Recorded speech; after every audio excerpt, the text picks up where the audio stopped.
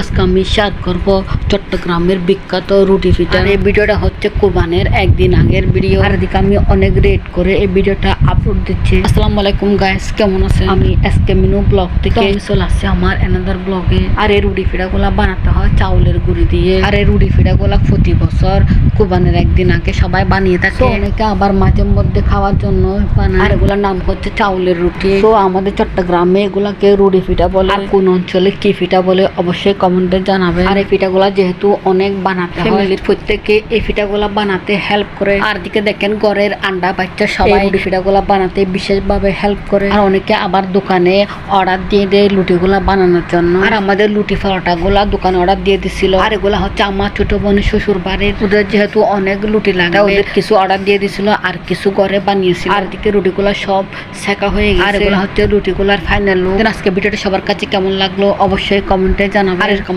Video পেতে সবাই আমার পেজটাকে ফলো দিয়ে পাশে থাকবেন। আজকে পর্যন্ত সবাইকে টাটা।